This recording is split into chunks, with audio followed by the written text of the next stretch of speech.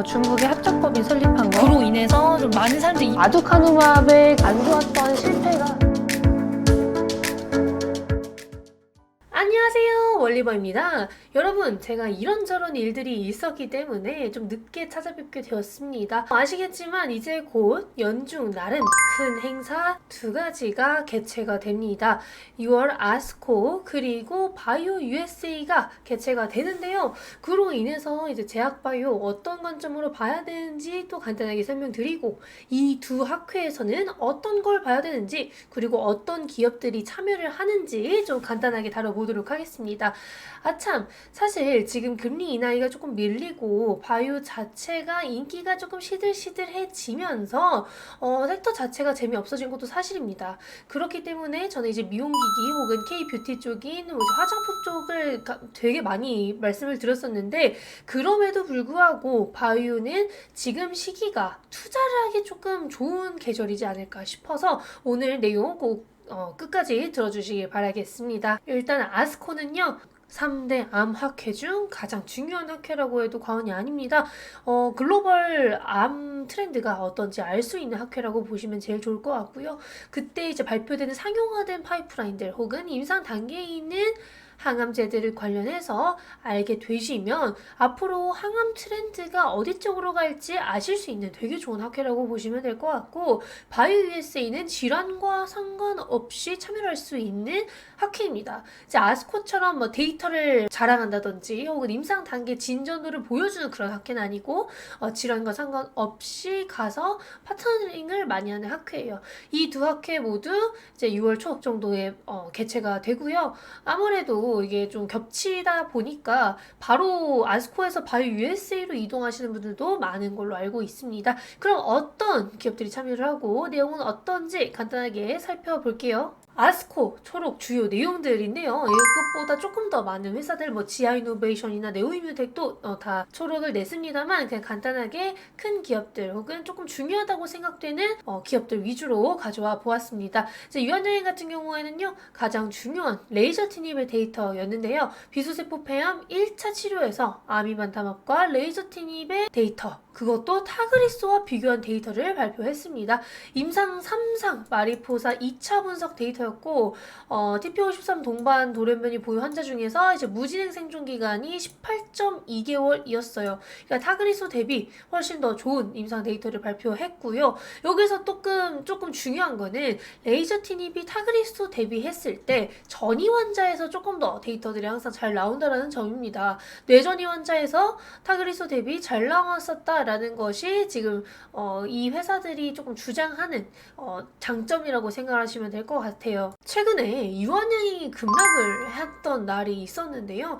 아무래도 마리포사 임상과 파로마 임상을 헷갈린 분들이 계셨던 것 같습니다.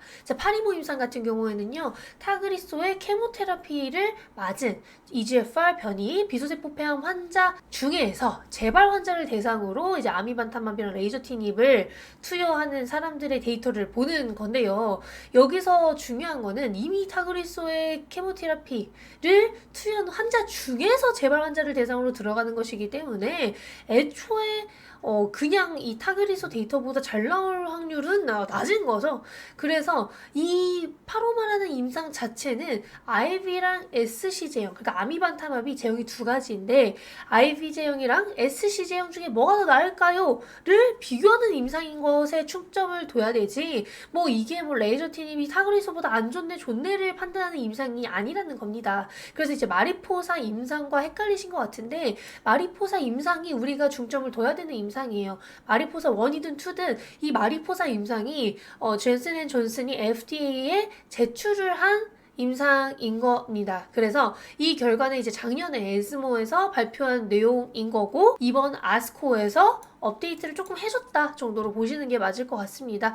전체 생존 기간인 OS의 경우에는 아직 나오지 않은 걸로 알고 있고요. OS가 암 환자들에게는 사실 제일 중요하기 때문에 OS가 나오는 시기가 제일 중요하지 않을까 싶습니다. 그래서 회사 측에서는 이제 내년 초쯤에 데이터가 나온다라고 하니까 전체 생존 기간 나올 때까지는 조금 이런 부분에 대해서 우려는 없으셔도 될 것 같습니다.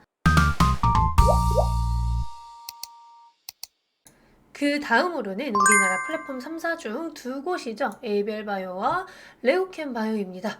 에이비엘 바이오 같은 경우에는요, 진행성 고형암에서 PDL1 그리고 4-1BB 둘 다 타깃하는 이중항체항암제 ABL 503의 임상 1상 데이터를 발표했습니다. 이제 유해성 평가가 가능한 환자 39명 중에서 6명한테서 객관적 반응을 확인할 수 있었기 때문에 ORR이 막 엄청나게 높진 않습니다. 근데 이제 어쨌든 고용량에서 30% 정도를 확인을 했고 전체 용량에서는 이제 15% 정도의 데이터를 확보했습니다. 여기서 좀 중요한 거는 6차례의 치료를 받은 바가 있는 난소암 환자한테서 완전 간해를 확인했다는 것이고 이제 임상 진전하는 거를 조금 지켜보시면 좋을 것 같습니다.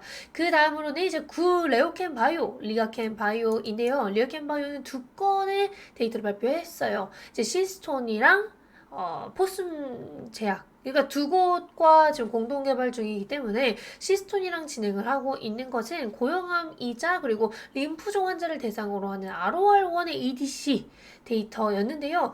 여기서 중요한 거는 무려 49명 의 임상 데이터였는데 여기서 종양 평가를 받은 34명 림프종 13명 그리고 고형암 21명 중에서 도스 레벨이 5 이상 그러니까 용량이 도스 레벨 5가 넘는 23명에서 2명의 CR 완전 반응을 확인을 했습니다. 그래서 그게 조금은 기대가 되는 부분이긴 한데 엄청 스트롱한 임상 데이터는 아니었다라고 저는 생각을 해요. 그리고 그 다음으로는 진행성 또는 전이성 위식도 접합부 선암에 대한 임상 이상 데이터를 포슨이랑 진행하고 있는 걸 데이터를 발표를 했는데요. 여기 적어놓지는 않았습니다만 이제 각각 코호트에서 37% 그리고 53%의 ORR을 발표하기는 해서 이게 무진행 생존 기간이나 전체 생존 기간이 좀 많이 길었다라면 좋았을 텐데 이제 무진행 생존 기간이 뭐 4개월 정도로 나왔기 때문에 이 부분도 만약에 임상 진전에 따라서 조금 좋아지게 된다면 기대를 해볼 만한 요소가 있지 않을까 싶습니다. 그 다음에 제가 설명을 드리고 싶은 기업은 이제 앱클론 정도 그리고 티온바이오 정도가 될 것 같은데요. 이제 앱클론 같은 경우에는요, 고형암을 타깃으로 하는 카티 항암제를 개발해서 제가 눈여겨봤었던 기업인데 이번에는 이제 재발 또는 불용성 비세포 비호치킨 림프종 환자 칼티 임상 1상 후속 연구를 보고 했습니다. 되게 완전간의 비율이 높게 나왔어요. 그러니까 고용량 그리고 중간 용량 비율에서는 CR이 100%이기 때문에 이 또한 카티계에서 조금 떠오르는 신의가 되는 것이 아닐까 싶습니다. 우리 티움바이오 같은 경우에는요, TGF-베타여서 상대적으로 타겟 자체가 엄청 매력적이진 않지만 티움바이오는 지금 자궁내막증 임상을 조금 더 저는 유의 있게 보고 있는 상황이고 항암제는 그냥 부작용이 없었구나 정도로 확인해 주시면 좋을 것 같습니다. 그러면 모든 질환을 대상으로 하는 기업들이 참여를 할 수 있는 바이오USA는 어떤 기업들이 참여를 할까요? 바이오USA에서 단독 부스를 갖고 참여하는 기업들은 상대적으로 좀 큰 기업이 이제 ST팜, 롯데바이오, 삼성바이오, 혹은 뭐 SK바이오팜이랑 바이오사이언스, 셀트리온, 케어제 이런 기업들이 있고요. 이제 인벤티지랩도 단독 부스로 참여를 합니다. 상대적으로 단독 부스로 참여를 해야 조금 더 이제 자신의 기술 파이프라인을 많이 알릴 수 있고요. 그게 아니라고 한다면 이제 파트너링, 그리고 모임, 만남을 주력으로 하는 게 이제 바이오USA입니다.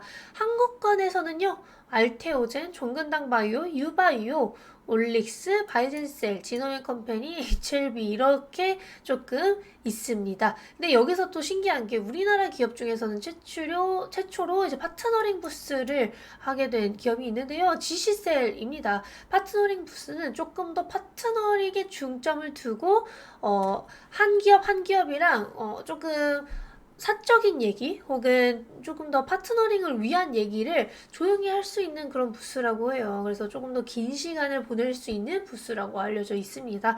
그런 부스를 지시셀이 이번에는 갖고 시작을 하게 되었네요. 이제 바이오USA 같은 경우에는요, 이제 아스코랑은 조금 다르게 데이터를 발표하는 곳이라기보다는 이제 만남을 위한 공간이라고 보시는 게 조금 더 맞을 것 같고요. 스폰서들이 되게 많습니다. 빅파마들은 말할 것도 없고 여기에 이제 지시셀이 프리미어 스폰서로 나와 있어서 신기해서 가져와 봤습니다. 그 외에 다른 아래쪽에 스폰서들 중에서 삼성 바이오로직스도 있었고 그 외에 한 최소 50곳은 스폰서로 되어 있고요. 참여를 하는 업체들은 말도 안 되게 많습니다. 근데 제가 알기로 바이오에세이는 신청을 하면 대부분 다 참여가 가능하기 때문에 이제 가는 것만으로도 좋은 계약이 나올 거야 보다는 가서 좋은 기업을 만날 수 있겠구나라고 생각을 하시는 게 제일 좋을 것 같습니다. 제가 방금 말씀드린 것처럼 아스코의 경우에는 3대 암학회 중 가장 중요한 혹은 연중 암의 트렌드, 항암제의 트렌드를 알 수 있는 학회라고 한다면 바이오에세이 같은 경우에는 파트너링을 위한 공간이라고 해도 과언이 아닙니다. 자, 아스코는 조금 더 임상 단계에 있는 항암제의 데이터를 발표하는 공간, 그리고 내 항암제가 얼마나 좋다 이렇게 보여줄 수 있는 공간인 게 공간인데 초점을 맞췄다라고 한다면 바이오에세이는 좋은 파트너사를 만나러 가는 곳이라고 생각하시면 좋을 것 같습니다. 여기서 가장 중요한 것은요, 본인의 기술과 파이프라인을 뽐내는 것이기 때문에 모든 바이오, 제약 바이오 기업들이 이런 학회에서 자랑을 하러 가거나 내 기술이 좋으니 사가라고 강조하는 것을 중점으로 두는 것 같습니다. 참여 기업들이 학회 개최 후에 세론이 있을 수 있습니다. 매년 그런 방향성을 보여줬었기 때문에 어느 정도의 세로는 감안을 하시는 게 좋을 것 같습니다만, 좋은 데이터를 발표하는 기업이거나 최근 파트너링을 강하게 하는 기업의 경우에는 길게 보는 것도 저는 좋은 방법이라고 생각을 하고 있습니다.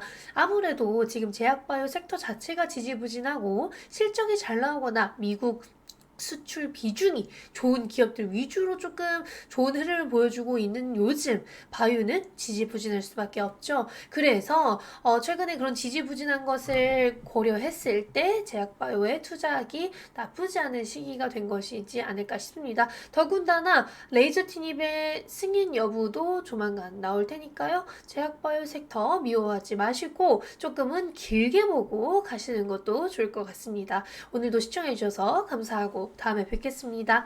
안녕.